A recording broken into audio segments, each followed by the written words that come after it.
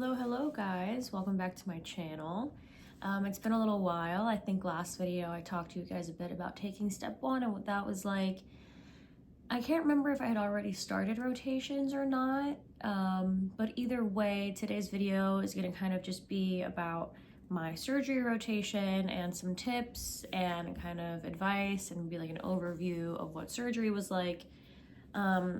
Before starting surgery, I was very nervous, and it would have been nice to, I don't know, just have some more content out there about like what it was like, how to prepare, what to expect.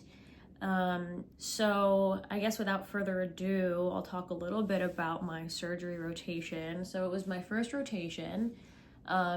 It was 6 weeks long, and the way it worked at my school is we had 2 weeks of a subspecialty of our choice, 1 week of anesthesia, and then 3 weeks of general surgery. I guess before I even get into the specifics of what the rotation was like, I think it'll be important just to talk a little bit about like mindset, because I do think it makes a big difference. So to be honest, before I started my rotation, like that week leading up to it, I was so nervous. Like anyone who would listen to me, I would just dump on them and be like, I'm so nervous, it's gonna be terrible. Like I was nervous that I'd be asked to do things that I didn't know how to do. I was nervous I was gonna be asked questions I didn't know how to answer. I was nervous I was gonna, break sterile field and be yelled at. And I was just panicked. I remember the day before my first day of surgery, I was like laying in bed, kind of just like unable to move from how much anxiety I had. And then I got a text that I actually didn't have to go in because there was a snowstorm, and so all the cases were canceled. So, and I remember feeling just like this wave of relief that I had another day to just like have peace.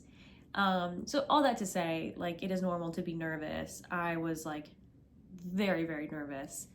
And I think like there's nothing I can say to not make you feel that, because like I did anyway. But I think something that helped me a little bit, especially like every day, like I think something that helped me was this idea of not mourning something before it happens, or like not suffering twice.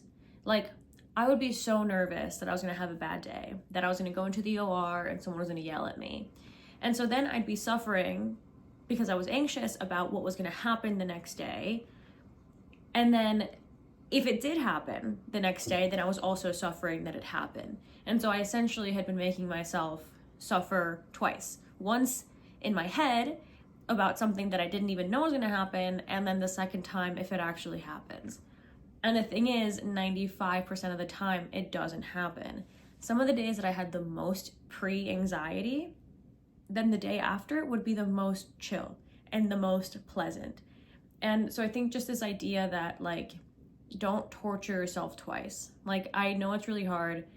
Like, it's kind of like, just don't have anxiety, but really just try just to not, hi Biscuit, just to not make yourself suffer more than you need to. Like, I kind of just thought as like, if I get yelled at in the OR, if I look stupid in front of people, like I will suffer then and there. Like I'll beat myself up, I'll feel bad about it then and there, but I don't have to lay in bed the night before torturing myself. Like it just doesn't help. It's not gonna make me more prepared. Like that's another thing I think about anxiety. Like you like con yourself into thinking that you're being more prepared by like anticipating the situation.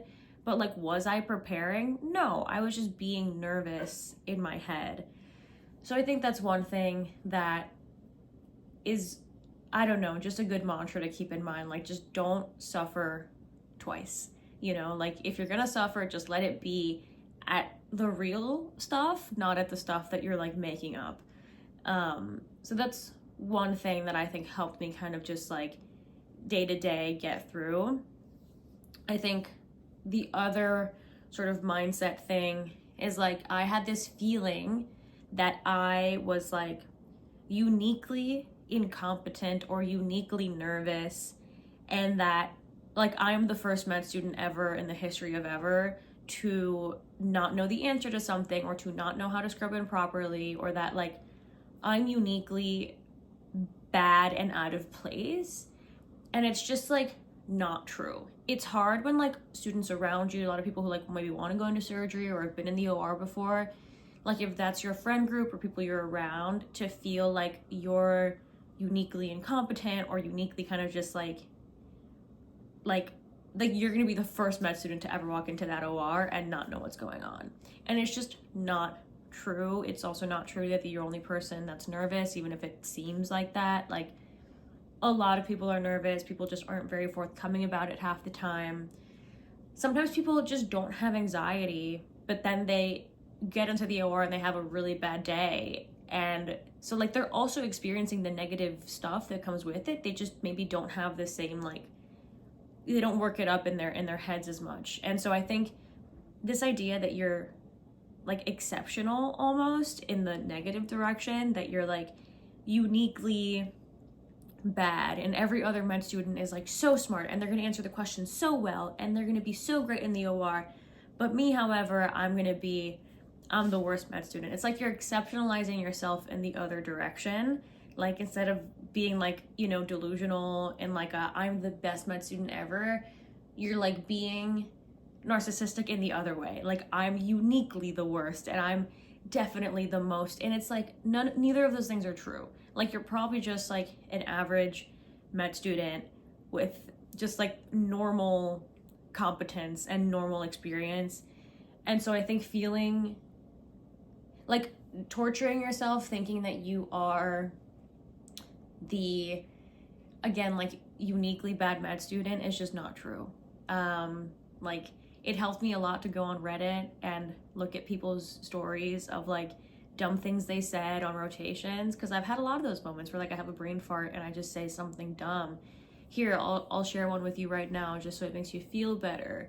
I was on vascular and like on the, sorry, I have to sneeze. Oh my god, hold on. Okay. I was on vascular. We came out of a case and I'm thinking like vascular. It's all about blood vessels. I'm thinking about the heart, whatever, aorta. And also this lighting is making this eye look bigger than this one. Whatever. So anyway, we come out of a case. The intern that I was working with shows me an x-ray. And again, I'm primed. I'm thinking vessels, because we're all I'm thinking about all day is vessels, arteries. She shows me an x-ray, and we were also just talking about the anatomy of like the jugular, like something. She shows me an x-ray. She points at the middle of it. She goes, "What structure is that?"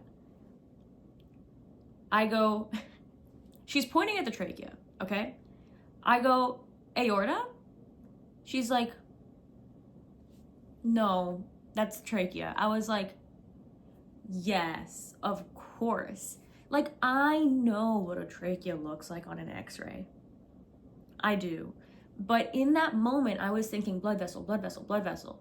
And like, I kind of, whatever, I'm making excuses, but I thought like the purpose of her question had something to do with what we were talking about prior. And so I just, whatever. And then I go, "Oh yeah, that is a trachea. I see the rings." She goes, "Nope, that's the vertebrae." I was like, yeah, no, for sure. Like, horrible. Doesn't matter. Anyway, I'm just saying, like, I don't think I'm a stupid person, but I have moments like this. And so it is normal and you are not dumb. Like, it's just very normal. So yeah, I think just knowing that, like, it's not just you is very helpful. And even if people aren't going around saying that, I wish more people would. Like, I've told everyone about this aorta story. I wish more people would just kind of be forthcoming about their dumb moments. But yeah, just know that it's like not you. Now that we're past that, I will give you some more practical tips. Couple things. Number one, pack food. Pack something. what I would pack, so in the morning, I would make myself a smoothie with fruit, Greek yogurt, peanut butter, honey, orange juice, and 2 scoops of protein powder. Each scoop had 20 grams of protein, so with the Greek yogurt and whatever else was probably like 45, 50 grams of protein. I would chug that on the bus on my way to surgery. Then I would pack a mason jar full of Greek yogurt with a scoop of protein powder mixed in there with some frozen fruit. Oftentimes you don't really know if you're gonna have access to like a fridge or not or whatever. So I put frozen fruit in my yogurt and it would keep it cold long enough so where I didn't have to put it in the fridge. Like, I know maybe that's sacrilegious, but like whatever. So I would keep that in my backpack. Again, this like protein fruit situation. Did the lighting just change? Hold on. Anyway, I put this protein fruit situation in my bag. I bought like 40 of the 42 gram core powers, and so I would also put one in my bag every day. And then just like random like either like a protein bar or like a Nutri-Grain bar situation. I would have that in my backpack, and that was usually enough to get me through the day. But I would definitely pack something. Oftentimes you'll have time between cases, and that's kind of like the only time you'll be able to eat. So I would highly recommend packing food. That was my meal of choice. It was easy. I didn't have to like cook meat or like cook vegetables. Like, obviously that's not the healthiest thing, but I didn't have to heat up anything because that too, like, you just don't have time sometimes between cases. So I survived with some, just like protein powder basically and core power, which again is like not the best thing, but it, kept me from losing weight. It kept me from losing muscle. So, as good as it can get. So that's one tip. Another tip, always have a scrunchie. When you, especially if you're a girl, or not even a girl, if you have long hair, before you go into the OR area, the first thing you're gonna have to do is put your hair up, put one of those like nets on, and put a mask on.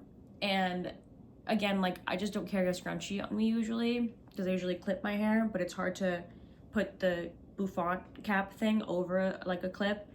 So carry scrunchies on you, put 10 of them in your bag, like you're gonna lose them. Just like always have a scrunchie on you, because like it is not a position you want to be in, just like bothering the nurse or whoever else being like, can I do have a scrunchie? Like, just pack. Like, I got a pack before starting off Amazon, so to do that. Pack Advil. There's a lot of times where I didn't get enough sleep or I wasn't hydrated or whatever, and I would just get a headache, and you really don't want to be hungry, dehydrated, and then also have a headache while you're scrubbed in. So just like pack some Advil in your backpack, always. What else can I tell you? I think that's it for like like self-care kind of tips. I think another thing I'll mention is, so studying during your surgery rotation, wow, my throat is getting itchy, can be really hard. This is like, you have to do this, not actually, but like you have to do this. Anki on your phone. You will probably not have much time to like block out an hour or two to do your Anki and your practice questions when you get home. Get Anki on your phone and do your Anki on the way to the site, in between patients. Like, if they cancel a case, get it on your phone. That's all I'll say. Like, do Anki during the day. And then practice questions. That's a little harder to do during the day, at least for me. Like, I feel like I can't focus too well on my phone, but even that, like, doing like 2 questions per day is better than doing 0. So also, you're ruled on your phone. But yeah, do practice questions every day. Don't wait for the weekend and try to do 60 questions. Like, do 10, 20, however many questions. You have to basically look at your UWorld or whatever question bank you're using, take the total amount of questions and divide it by however many days until your shelf. Preferably give yourself actually even more time, like give yourself, divide by however many days until maybe like 5 days before your shelf or a week before your shelf. So you're done with the questions before your shelf. Then you can just like do more dedicated studying the days leading up to the shelf. And then do that amount of questions per day. That's pretty self-explanatory. In terms of like the nitty-gritty day-to-day stuff, again, the expectations on you will vary based on your team.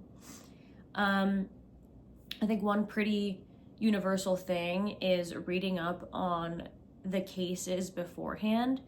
So you should have access to like the EMR, and once you know what team you're on, find that team and then find the OR status board for the day and look at each patient you're gonna have. The issue with this is that, and just like the issue with being a med student, sometimes it's like no one cares about us. No, that's not true. But like everyone's very busy.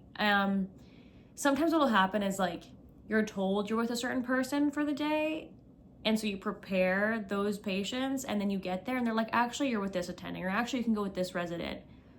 And then you're scrubbing into a case that you have no idea what's going on.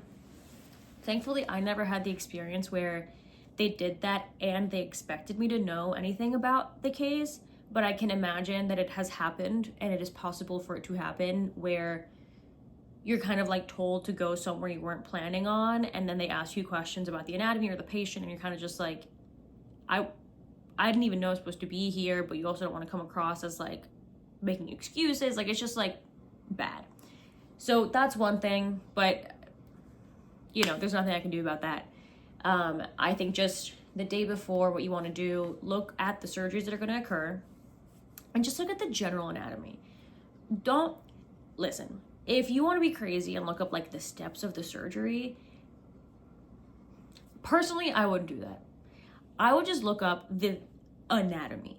Like I was on ortho for my subspecialty, and if they were doing, you know, a knee replacement, I was like, what is a knee? Like that's what I was looking up. I was like, ACL, PCL, MCL, awesome. And like, what are the parts of the bone called? Because like there's like the tubercle and the whatever, which I hate. I hated remembering that stuff. But that was the anatomy I was looking up. I was not like, well, now do you cut across? Like, don't do.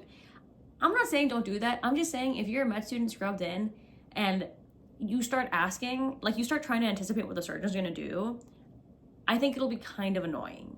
Like I think you'll come across as annoying if you're like, are you going to do the now? I don't know. I just wouldn't. If you want to look it up for your own personal like education, awesome. I just wouldn't be annoying during the surgery. That's just me. So anyway, look up the general anatomy of the area you're going to be working in. There's an app called Touch Surgery by Medtronic, which does show you the steps, but that's not what we want to focus on. It's more like, oh, like what ligament is being visualized when they pull this over, or like it's more for you to know what anatomy is relevant during the case, not for you to memorize the steps. Like you do not need to do that. I guess the other thing that would be important too is for the patient, just look up the indication for the surgery. So whatever surgery it is they're having, there's an indication for it, and you should know why this patient is coming in to have this surgery. Like what was their course vaguely, and again, what the indication is. I think if you prep, again, anatomy and indication, that's plenty. So that's something to do. That's what you want to do before the day before surgery. Some other things I'll tell you that I was told by residents, don't be annoying. So if it's okay to ask questions, you should of course ask questions. But if there's like a bleeder, that is not the time to ask a question. Like, it's just not the time to ask a question. I think it is important to be intrigued, of course, but you don't want to be so like eager and overactive that you're kind of like annoying people and you're kind of like everyone's like, can the med student just shut the fuck up right now? Like, ask questions, but have a little bit of like tact, like have some like, what's it called? Situational awareness. Like, when things are really tense, it's not the time to ask a question. Like, don't try to show off how much you know. If you're asked a question, show off, but don't try to like show off how much you know, especially if you're trying to impress these people or potentially like match into this specialty. Like, most of the time they do not care how smart you are. Like that will show itself in your scores. Like, also, if you've made it this far, you're in med school at a great program, like, they know you're intelligent. They don't care about that. They care that you're like a cool, chill, normal person that like is a team player. And so it is way more important that you're like, you have a good attitude, you're smiley, like you're willing to help, you're not annoying. That is way, way, way, way more important than being like, I actually know what, like, no one cares. Again, unless you're asked. If you're asked, like, of course, go say what the ligament is, what the thing is, but just like, you don't, it's not an evaluation of how much you know. Again, unless you're being asked specifically. And this is something that I was told by residents. Like, they were like, yeah, sometimes like our sub-Is, like they're just kind of like they ask questions at the wrong times and it's kind of annoying because they're trying to impress us, but like, it's just like, relax. So this isn't my personal opinion, like this is things that residents have told me. So then when you actually get to the hospital, the procedure is going to vary by the team, but normally you'll have rounds of some sort. What level you'll participate in these rounds, again, is going to be determined by your team, like if you're going to present or not. On vascular, my role was basically on vascular, we have to do a lot of dressing changes in the mornings, and so I did my best I had a fanny pack actually during morning rounds where I would stuff like gauze, Curlex, saline, tape, so that while the residents were doing the dressing changes, if they forgot something, I'd be like, and like, that's kind of the best you can do as a med student, just kind of like have things for people. Then cases start for the day. First thing you do is you go see the patient in pre-op or holding or wherever they have the patient. Couple things for that is you always need to make sure that the consent is signed.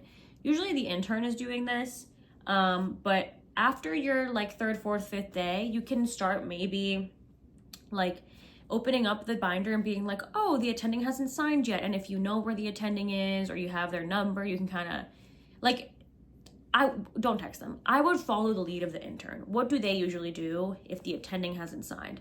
Do they just wait around? Do they go find the attending? Like, then you can also do that once you kind of understand what the flow is and like what's acceptable. So that's one thing, just making sure the consent is signed. Okay, I'm editing now and I realized part of my video didn't film, and this is important, so I just want to make sure I mention it. But after you make sure the patient is consented, there's a bit of like a lull between that and when the case starts usually. That's a good time to go into the OR and introduce yourself to everyone, introduce yourself to the scrub tech, introduce yourself to the circulating nurse. Just say, hi, I'm the med student, I'm scrubbing in today with Dr. So-and-so. Can I grab you my gloves? And I have a clip following what it means to grab your gloves and all of that. But yeah, just always, always, always introduce yourself to the team in the OR. Sometimes like people won't care that you're there. Like, I've gotten off and like I walk in and I introduce myself and I barely get a look. Like, I barely get like an acknowledgement. But don't let that deter you. Like, still always, always, always introduce yourself to everyone in the OR. It's just important that they know like what you're there for, and it saves you trouble down the line of being kind of like yelled at. So yeah, just wanted to make sure that that was in the video because it's very important. And it's annoying because you're like expected to know your glove size the first day you get into the OR, and it's like, how would I know my glove size? I've never scrubbed in before. So if you can find a way to get like a friend of yours to like steal you a pair of gloves, or like if your hand is similar to their hand, like just be like, okay, that's the size that I'm gonna go with. Like have an idea of the size that you are. And if you're wrong, like at least you won't be wrong by like 3 sizes. So what does grabbing your gloves mean? It literally means like you go into these things, you open it up, you grab my 6.5 glove, and then you go to the scrub tech and you go, hi, here are my gloves. How would you like me to hand them to you? Because these gloves on the inside, they're sterile. So what people will do is they'll open them and then pop them onto the sterile table. The sterile table is the one that's like covered in blue stuff. Don't touch that shit. Sorry. Don't touch that unless you're scrubbed in. So some people are like, pop it onto the table. Again, do not touch the table. Just pop it on, like throw it. Other times people will just open it up and then the scrub tech will grab them and then put it on the blue table. Don't pop it if the scrub tech didn't tell you to pop it. Just ask, like, should I put them somewhere? Do you want them open? Like, what would you like? Even the first couple times I asked my resident to do it for me because I wasn't comfortable even opening the glove because I was convinced I was going to contaminate it, because I probably was. So that's what it means to grab your gloves. Again, go into the OR while the patient isn't holding, introduce yourself to everyone, offer to get your gloves, and that's about it. You do that, then you go back to where the patient is, you kind of like hang out until anesthesia's like, we're ready to go. And then you help wheel the patient back. So again, the bed like locks and unlocks, you're gonna unlock it, you're gonna help. Sometimes, most of the time, I wasn't the one pushing it, but you can like, this is the other thing about surgery, it's often very performative. Like you don't need 3 people to push the bed, okay? You need 1 person. But because there's nothing for you to do as a med student, you end up just like doing things to look like you're doing things. Like I'm like holding automatic doors. Like I don't need to hold it, like it's an automatic door, but like you have to look like you're doing something. So I open, the door opens and I'm like, same thing. They're moving the patient bed. It has wheels and I'm like grabbing it. Like I'm like helping. It's like, I'm not doing anything, but it's like the performative, whatever. So you help or you push the patient into the OR, get the door to open the OR, and then you help position the patient. Again, what does that mean? I always saw that and I'm like, what does that mean? So when a patient gets surgery, like depending on where it is, you have to like drape and dress that area appropriately. So when we were doing, when I was on ortho and we did a lot of knee replacements, you gotta clean the knee and you gotta like lift the knee up and like suspend it and clean it. And then you like wrap things around them. Like it's a whole thing. You're not gonna know what you're doing the first couple times. It is not intuitive. You just have to watch. So you like prep different areas differently depending on what surgery you're gonna do. Like if you're having access here, then obviously this is where you're gonna prep, whatever. So you basically help position the patient. Like you move them onto the OR bed, you move their blankets to make sure they're covered. You what else do you put on them? There's like these little things that go around their calves that like squeeze their calves while the surgery is going. And even that very simple mechanism, like it's just like a strap. But the first couple times that I did it, I was like I don't know what I'm doing. It's not hard, but like it's just like you're so nervous in the OR that you're like, even simple things seem hard. So anyway, you can help with that. You can help with getting blankets. Eventually you're maybe given more responsibility. Like sometimes you'd have to shave patients. So I would shave the patient. I scrubbed the patient a few times with like the iodine solution stuff, whatever. So you help position the patient, you help prep the patient, blah, blah, blah. Again, first couple times you're not gonna know what the hell is going on. Eventually you'll kind of get the hang of it. Then the resident basically is gonna be like, all right, go scrub in. And you're gonna be like, okay, cool. Once you're scrubbed in, then you wanna keep your hands like between your belly button and like around here. Like you kind of wanna just like do this the whole time. Just keep your hands here. Don't touch your face. Don't even think about your face. Like Literally keep your hands here the entire time. Not here, not here, here. Okay? That's it. And while you're in surgery, again, try not to ask questions at bad times. Like, do what you're told. Like, if you're asked to retract, like, whatever. What else can I tell you? Suturing. You should know how to tie, definitely, before you step foot into the OR. A lot of times what people are going to ask you is, how many times have you sutured? Like, they won't even ask you, do you know how? They'll be like, how many times have you sutured before? And you're like, none. And they're like, cool. So practice your knots. There's plenty of YouTube videos about it.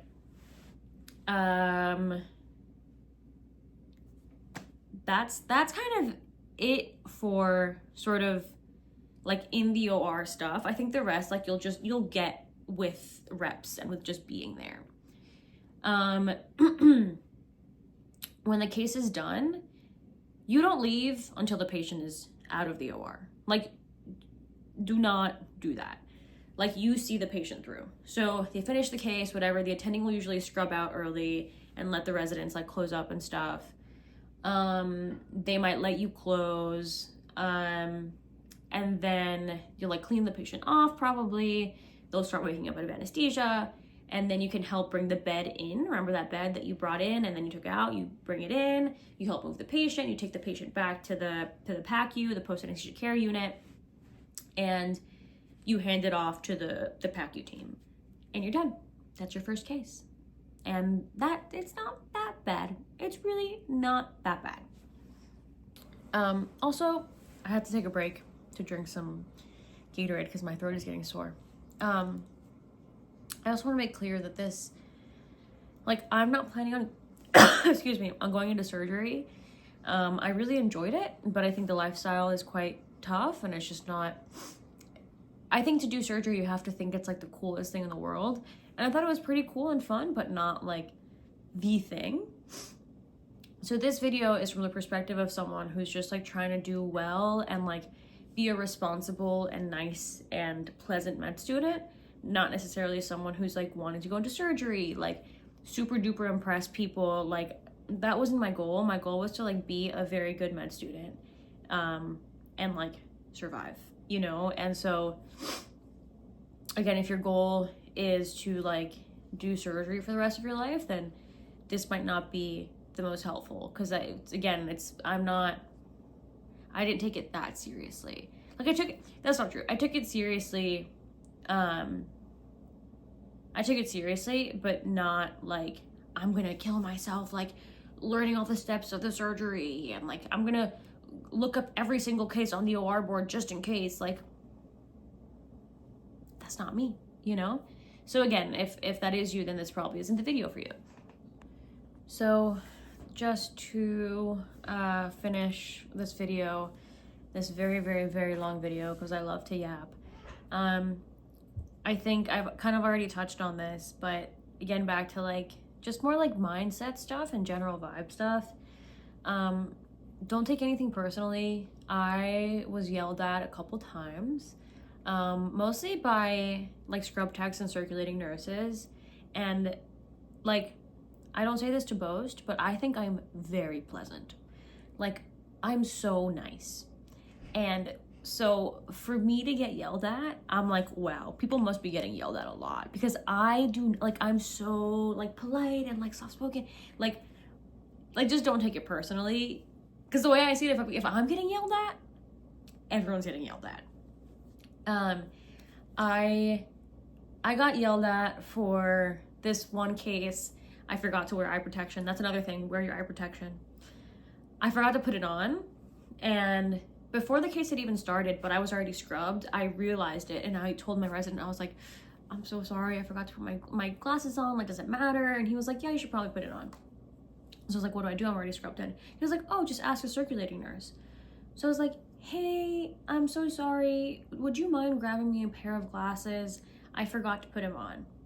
My God, she cussed me out to the, like, she was yelling, she was like, that is unacceptable. That is the very first thing you're supposed to do. That is the one thing, she was like, that's the very first thing you're supposed to do. You cannot believe you forgot that. That is unbelievable. I am never helping you with that ever again. Like, med students, like, yelling. The entire OR saw. And she goes and gets the glasses. She puts them on my face, still yelling at me. And I go, thank you so much. I'm so sorry. But like, what? Like, it was insane. And something about that experience, I think, makes you go, wow, it's really not about me. Because like, how is it possible that I set you off that bad, asking you to put glasses on my face? Like, so just don't take things personal. I just think it's important that A, you know it's not personal, and B, that you don't turn it around. Like, don't take it out on anyone. Don't go, well, when I'm a surgeon, I'm gonna take it out on the scrub techs. Don't do that. Like, this whole thing, I could go on about this for days, but this whole like surgery culture is so crazy because like, if you go through that, like you go through getting yelled at and you still want to go into surgery, you're either really about the mission, or rather, if you go through that, you either have to be very, very mindful of not turning into that, or run the risk of turning into that. And then it's just like this cycle. And so like, again, I just don't take it personal and don't perpetuate it. Like, just take it on the chin and just be like, I'm so sorry I did that. Like, that's all you can do, unfortunately. Another thing to not take personally, every person, every resident, every scrub tech, whatever, has different and sort of like arbitrary rules. Like, and it's like, it's all correct, but it'll just vary so much by what person you're with. So you can do something right by one person's standards, do the same thing the very next day, do it perfectly, but because it's a different person, they'll be like, what the hell are you doing that's incorrect? And so it kind of like, you kind of just feel like you can't do anything right, and that's just like, it has nothing to do with you. It has literally nothing to do with you. So anyway, that's I need to stop talking. But closing thoughts, I hope I didn't give a negative view of surgery. Like, I actually had a good time. Like, it's kind of fun once you're scrubbed in. You're kind of just like shooting the shit with the residents. You're kind of just yapping. Like, you're talking to them. You're asking them about their day, their week, which is usually they're just in the hospital. But like, you just like talk about things, and like, they're often quite like, they have good senses of humor, and it's a good time. It's quite peaceful in the OR. Like, it's just you and the team and the patient, and you know, it's like fine. And then it's like, you're on to the next case, and it's like, you're always moving, and it's like, it's really not so horrible. I was having a crisis during surgery because I was like, do I like surgery? Am I going to be a surgeon? Like, I had a couple days where I was like, I like surgery. Like, I'm going to be a surgeon. But I'm not. But yeah, like, I really enjoyed it despite the people yelling at me sometimes and the changing expectations and all these things. Like, again, I think you have to really not care. Like, I think you have to just go into there and be like, hey, what's up? And just kind of like be like, la-di-da. Like, I don't care what happens. Like, I'm just cool and happy to be here. And like, I saw this thing on Reddit that was like, they can yell at you, they can do whatever they want, they can't stop the clock. You know, like, at the end of the day, this rotation is however many weeks long, you're out of there. And just remembering that, and like, again, enjoying it. Like, how often are you ever gonna be able to scrub in again for a case? Like, especially if you're not going into surgery. Like, cherish it as much as you can, or just at the very least, try not to torture yourself while you're in it.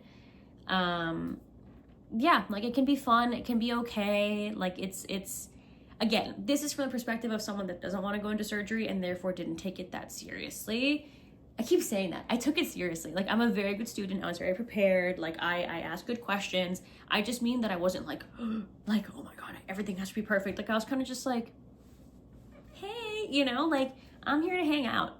And like, that's kind of what is like, the team appreciates like the good energy and the good vibes from the med student, you know, like you don't want the med student that's like bringing the vibes down, or like, you know, kind of mean or kind of annoying. Like you just kind of want to be like a good vibe, and then it kind of like comes back to you. And anyway, again, for the 50th time, I need to end this video. But my final thoughts are that it doesn't have to be horrible. It can just be fine. It can even be fun, as long as you don't take things personally and you just like try to learn as much as you can, you know. Like it's the days are early, the days are long, but yeah, again, you have to kind of just like prepare yourself mentally for that. Like it's just going to be a tough couple weeks, but it really doesn't have to be horrible. And I also say this, it's very program dependent. My school is quite cognizant of this, and so they put you with attendings that are generally more benign. They give us a pretty good schedule, like we have weekends off. So I also don't mean to be like, it's totally fine, guys. I don't get why everyone's so stressed. You know, like obviously if you go to a school where you're being really worked and people are really toxic, like this isn't helpful advice at all. But hopefully, you know, that's not the case. But yeah, I say this with the full understanding that no amount of like positive vibes can out compete or fix a toxic environment. Like that's not my intention to be like just good vibes, guys. It's more so of like for your own mental health and your own well-being, like how to have the least painful experience possible, given that you still have to go through it regardless. So yeah, that's it. I'm gonna stop talking. I hope this was helpful if you've been watching for this long. And yeah, I'll see you guys in my next video.